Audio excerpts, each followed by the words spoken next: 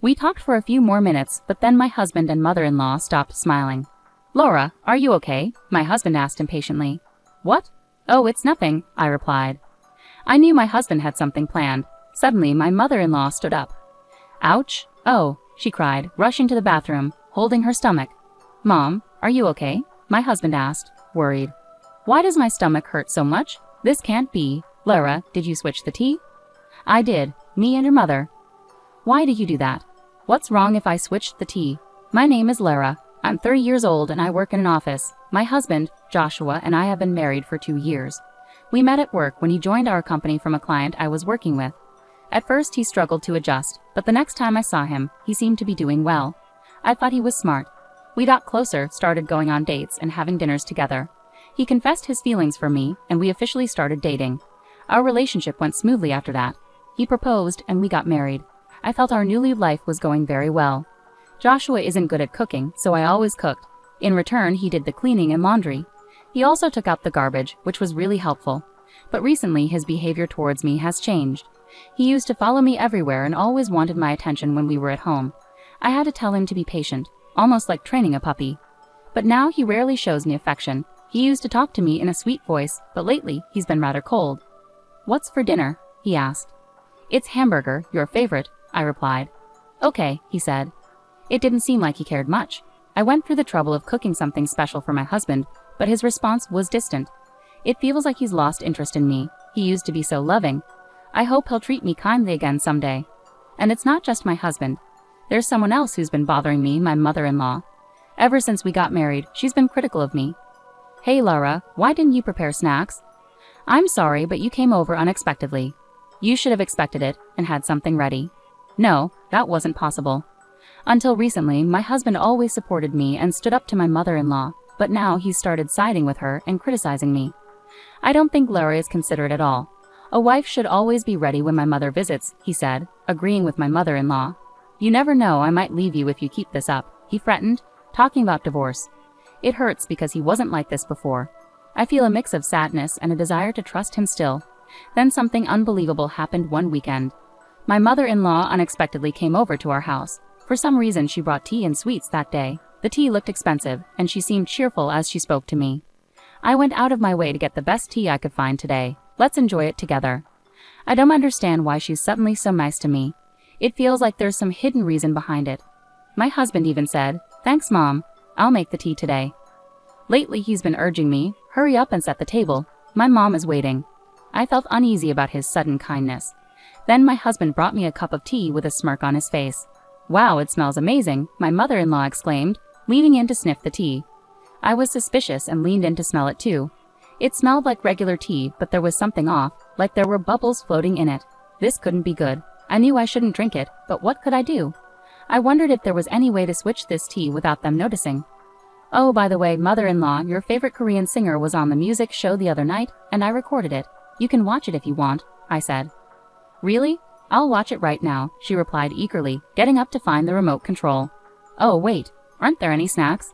You made tea but forgot about the snacks," I mentioned to my husband. My husband can be a bit touchy, so he easily gets defensive. I was just about to do that. "Give me a moment," he responded, going to fetch the plates and snacks. While they were distracted, I quickly swapped my tea with my mother-in-law's, just as they returned to the table. "Shall we have some tea?" I suggested. "It's quite a nice cup of tea, isn't it?" My mother-in-law and husband started drinking their tea and watched me closely as I took a sip of mine. "This tastes different than usual," I remarked. Both my husband and mother-in-law had smiles on their faces. "Yes, I know, I made sure of it," my husband said. "Yeah, it's delicious," added my mother-in-law. They chuckled at my comment about how good it was. "Yes, it's very good," I said, finishing all the tea.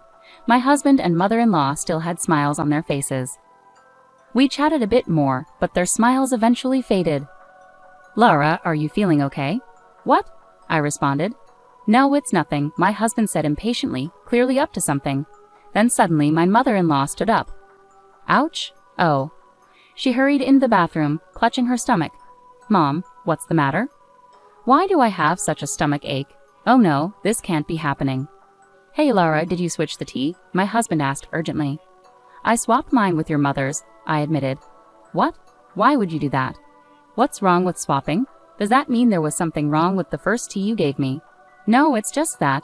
Tell me the truth, or you won't be able to handle the consequences, and your mother will be in danger, I insisted. Reluctantly, he admitted, I actually put a large amount of powdered laxative in your tea. Wow, no wonder she got a stomachache. Large doses of that stuff can be really dangerous. Seriously? Call an ambulance, he said quickly. Okay. That's how my mother-in-law ended up being taken away in an ambulance. My husband was visibly upset and hurried to go with her. Meanwhile, I decided to pour the tea he tampered with into a water bottle to keep as evidence. I'm taking this to the police to file a report. While my husband and mother-in-law were at the hospital, I made the decision to pack up my things. I called my parents and asked them to help me move out. When I arrived at their house, my husband called. My mom's in bad shape. She'll be in the hospital for a few days. Can you bring her some clothes and things she needs? He asked urgently. What? No, I can't do that, I replied firmly. You have to. She's in trouble, and you're my wife. Please, he insisted. I can't do this anymore. I'm filing for divorce, I said decisively. Divorce? I exclaimed. When I mentioned the word, there was a moment of silence from my husband. I understand. If that's what you want, then fine. But since you're the one asking for divorce, you don't get any share of our property, he replied coldly. What are you saying? You're the reason for this divorce, so I deserve my fair share, I retorted. Don't be absurd. I'm not giving you anything. This divorce is your decision, not mine, he argued. I'm appalled. You're the one who tried to make me drink that tea with laxatives. How can you deny your responsibility? Besides, I have strong evidence against you, so you will face consequences, I said firmly. But before I could elaborate, he hung up on me. I realized I had a lot to do, like finding a lawyer, so I let it go for the moment. Later, my husband asked me why my belongings were missing from the house. He blamed me for the house being in disarray because I wasn't doing my chores. I received many unreasonable and selfish messages. No, you're the one who wants a divorce, right? You understand that once we're divorced, you'll have to take care of the house by yourself. There were so many things I wanted to clarify with my husband, but I didn't respond until after I had arranged for a lawyer. Once my mother-in-law was discharged from the hospital, my husband and in-laws visited my parents' house, clearly upset. Divorce isn't the solution, but I'll go along with it. You didn't even bother to visit my mom in the hospital after what happened. You just left our house with your stuff. How can I stay married to someone like you? My husband said arrogantly. My mother-in-law glared at me, and it seemed they had only told their side of the story. My father-in-law believed them. Laura, I think you're being selfish, he remarked. My father-in-law is the only reasonable person in my husband's family. I knew he would see things differently if he knew the whole truth. I took out my phone and played an audio recording. I had actually put a lot of powdered laxatives in Lara's tea. The audio was strong evidence. When they heard it, my husband and mother-in-law turned pale. How did you get that recording? My husband had implicated himself. Father, I felt threatened. I quickly swapped my mother-in-law's tea with mine. Suddenly, she complained of a stomachache. She had always treated me badly, and my husband used to defend me against her. But recently, they started teaming up against me, and now he had gone too far. After hearing my side, my father-in-law's expression turned furious as he stared at my husband and mother-in-law. Joshua, what's going on here? Is it true that you've been mistreating her too? He demanded. My husband and mother-in-law were visibly embarrassed under my father-in-law's scrutiny. No, Dad, wait, it was just a joke. Lara got upset stomach from the laxatives I put in her tea. It was meant to be a harmless prank, Joshua tried to explain. I would never mistreat her either. It was all in good fun. You can't call that bullying, my mother-in-law chimed in, attempting to justify herself. I don't think that was just a joke. You can't keep getting away with this. Is this why Joshua has been treating me so terribly? I challenged, my voice steady with resolve. I placed an envelope on the table and revealed its contents. Photographic evidence of my husband's affair that I obtained from a detective agency. My husband's face drained of color. Why? Did you think I was oblivious? Your distant behavior raised suspicions, so I hired a detective agency. I never wanted to believe you were cheating. Maybe you just wanted to push me to divorce you. It was clear I had struck a nerve as my husband broke into a cold sweat. I confronted him with divorce papers, ready to end it all.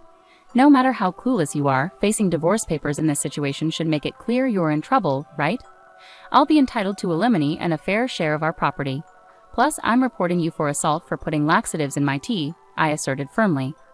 The police? Wait, don't you feel sorry for Joshua? My mother-in-law pleaded. What? Are you serious? It's not just my husband. You too, mother-in-law, are involved. He was working with you, I retorted. Wait a minute. Why should I be blamed? It was Joshua who put the laxatives, my mother-in-law protested. Mom, you came up with this plan. Don't try to pin it all on me, my husband interjected. What? You asked me to help you because you were looking for a new wife, I exclaimed, shocked by my husband's revelation.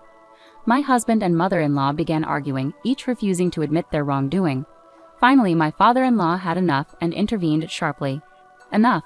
Both of you are responsible for this. Stop arguing and face the consequences together. Don't complain when the police come for you. Joshua, you need to take responsibility for your affair. Pay Lara the alimony she deserves and give her your share of the property. My husband and mother-in-law were visibly shaken by my father-in-law's stern words. I was relieved he intervened, as my own father was on the verge of losing his temper too. I'll handle the legal aspects through lawyers, I declared, urging my husband to sign the divorce papers promptly. After much reluctance, my husband finally signed the divorce papers under pressure from my father-in-law. I apologize sincerely for the trouble caused by my foolish son and my wife. I'm truly sorry, my father-in-law said to us, then escorted my husband and mother-in-law home. Following that, I pursued alimony claims against my ex-husband and his affair partner through my lawyer. I received $30,000 from each of them. Subsequently, I filed a police report against my ex-husband and ex-mother-in-law for assault. I provided the audio evidence of my husband planting laxatives and the tea from the incident, leading to their arrest. They were both fined as a result. As a result, my ex-mother-in-law found herself in a situation where she had to work and pay the fine on her own, after my ex-father-in-law left her and filed for divorce. Struggling with the fallout, she couldn't even rely on her own son due to their mutual betrayal. Currently, she's working part-time for a modest salary to meet her obligations. Meanwhile, my ex-husband faced repercussions from his affair partner, who was furious that he had misled her about their future together. She demanded alimony, and my ex-husband, unable to handle the situation, borrowed money to pay her off in a lump sum. This sudden payment caused the affair partner to disappear from his life entirely. In short, my ex-husband found himself abandoned by both me and his affair partner, burdened with significant debt. It's a situation he brought upon himself and truly deserves. On the bright side, I achieved what I wanted, securing my share of the property, which brings me relief. I'm currently living independently in an apartment and working hard. Recently, I even received a promotion at work. I'm considering taking a trip with friends or my parents to celebrate this new chapter in my life. Intentionally putting laxatives in someone's tea is a serious crime, not a joke. Both my ex-husband and ex-mother-in-law should face the consequences for their actions. I'm grateful that my father-in-law was understanding and supportive throughout the ordeal. Despite this disaster, I'm optimistic that I'll find a wonderful person in the future who respects and cares for me.